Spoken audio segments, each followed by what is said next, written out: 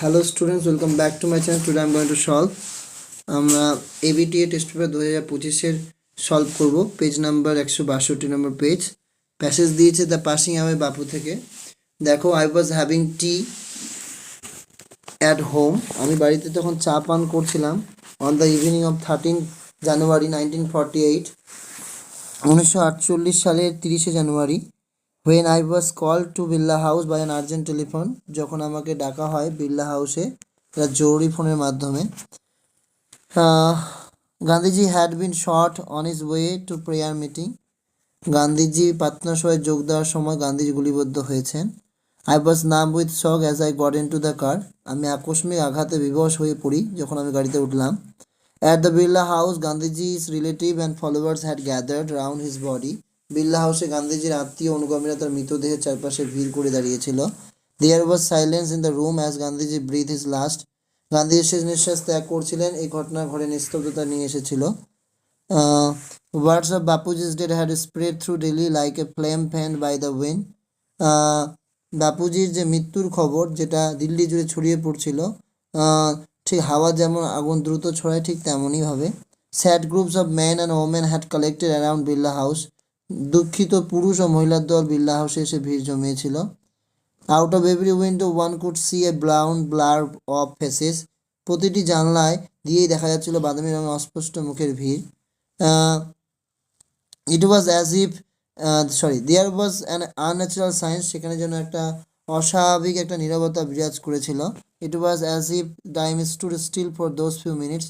মনে হচ্ছিল যেন কয়েক মিনিটের যেন সময় থমকে গেছে। The people were too stunned to speak in the beginning. শুরু দিয়ে মানুষ এতটাই হতভম্ব হয়ে গিয়েছিল যে কথা বলতে পারছিল না। Later they clamoured wildly shouting and crying. তারপর তারা তুমুল জোরে চিৎকার করতে শুরু করলো এবং কাঁদতে লাগলো। They jostled one another in stampedes to break into the house. তারা বাড়িতে ঢোকার জন্য হুড়োহুড়ি করে একে অপরকে ঠেলাঠেলি করতে লাগলো। দে calmed a little when it was announced that they would be allowed to see Gandhiji before the funeral. যখন এটা ঘোষণা করা হলো যে অন্ত্যেষ্টিক্রিয়ার আগে গান্ধীজিকে দেখতে দেওয়া হবে, তখন তারা একটু শান্ত হলো। এই ছিল প্যাসেজ। প্রশ্নোত্তর দেখো, the authoress was having tea at home, বাড়িতে খাচ্ছিল। The writer was called to Birla house by, telephone কলের মধ্যে ডাকা হয়েছিল।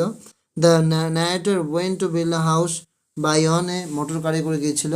গান্ধীজি's relative and followers assembled at Birla হাউসে জড়ো হয়েছিল।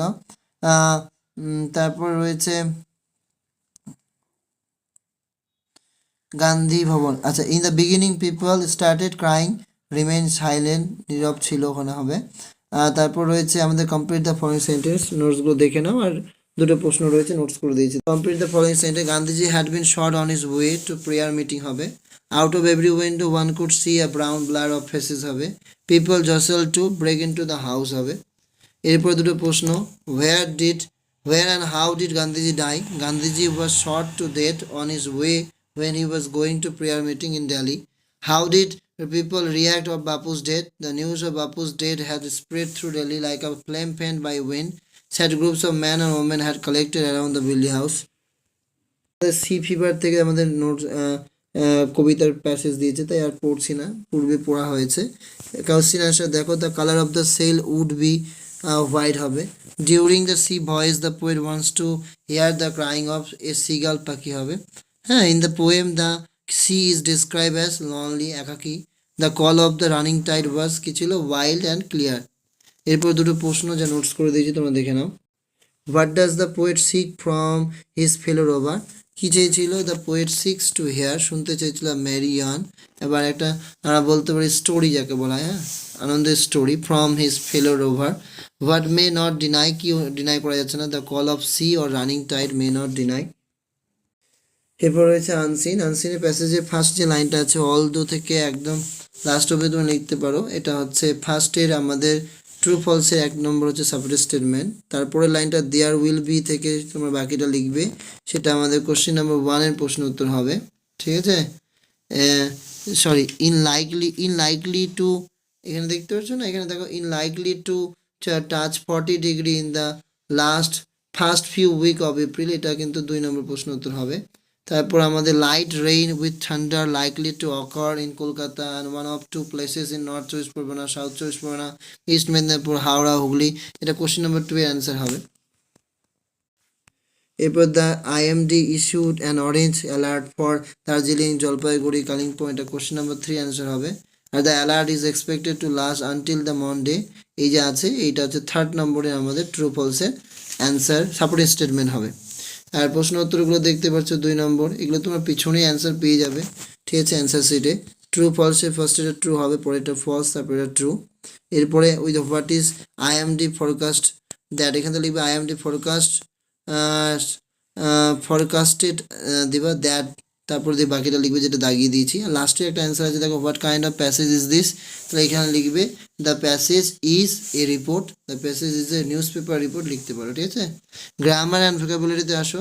Show Thomas is a fashion designer তিনি, and she has been making a clothes ever since, তিনি কি তৈরি করছিলেন, কাপড় তৈরি করছিলেন। And she was a young girl, কখন থেকে, যখন তিনি অল্প বয়স, যুবক বয়স থেকে বলতে পারো, হ্যাঁ যুবতী বয়স থেকে, তিনি যখন ইয়াং গার্ল ছিলেন সেকে তখন থেকে তিনি কি করছেন, কাপড় তৈরি করছেন।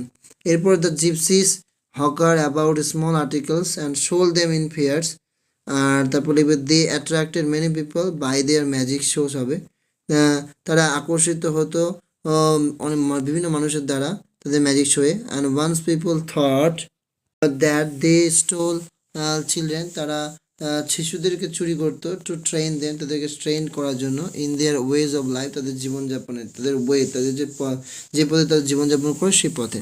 এমন তারপর 3টা রয়েছে আমাদের ড্রেস ডিরেক্টের প্রশ্ন, যেখানে ন্যারেশন আছে, ভয়েস আর ডিগ্রি, তোমরা দেখে নাও। ফাদার সেইড টু স্বামী লোভ about less on Sundays, narration change, এখানে বাবা স্বামীকে অ্যাডভাইস করছে, ফাদার অ্যাডভাইস স্বামী, কমা উঠে টু করবে, 2 এর পর বাকিটা লিখে দাও, loaf about less on Sundays. এবার we made plenty of kites, আমাদের অবজেক্ট প্ল্যান্টি অফ কাইটস, যেহেতু বহু বছর এই জন্য were, plenty of kites were made by us. এরপর the dog is the most faithful of all animals, এটা comparative degree করার সময় সাবজেক্ট দ্য ডগ, ভার্ব হচ্ছে ইজ। আর তারপরে আমাদের সুপারলেটিভ ডিগ্রি কম্পারেটিভ ফর্ম, তাহলে হচ্ছে মোস্ট ফেথফুল থেকে more faithful, the dog is more faithful. এবং তারপর আমরা যা লিখবো দা থাকার জন্য দ্যান এনি আদার, আর বাকিটা অ্যানিমেলস কোথাও লিখে দেবো, the dog is more faithful than any other animals. এরপর রয়েছে ফ্রেজাল ভার্ব, সার্চিং ফর, এটা হবে লুকিং ফর করবে, আর এক্সামাইনিং যেটা আছে সেটা হবে লুকিং ইনটু, আর ভিজিট হবে কল অন। এরপরে রয়েছে আমাদের ভোকাবুলারি, ভোকাবুলারিটা অবশ্যই প্র্যাকটিস করো। The to predict something for future, যেটা ভবিষ্যৎবাণী হয়, ফরকাস্ট। প্রসেসিং স্লোলি, ধীরে ধীরে প্রসেস হওয়া, বাই ডিগ্রি, এটা হচ্ছে গ্র্যাজুয়াল, ধীরে ধীরে। And formal recording or events, সেটা হচ্ছে নিবন্ধভুক্ত, রেজিস্টার্ড। অ্যান্ড ব্লোয়িং ভায়োলেন্টলি, খুব জোরে জোরে বওয়া, ভায়োলেন্টলি সেটা হচ্ছে ঝোড়ো, যেটা বলা হয় গাছটি। আর যে রাইটিংগুলো আছে তার মধ্যে আমার কাছে এখানে পটেটো চিপসটা ইম্পর্টেন্ট পার্সোনালি, তো তোমরা পটেটো চিপসটা অবশ্যই করো, হ্যাঁ। আর বাকিগুলো অতটা আমার কাছে ইম্পর্টেন্ট না পার্সোনালি।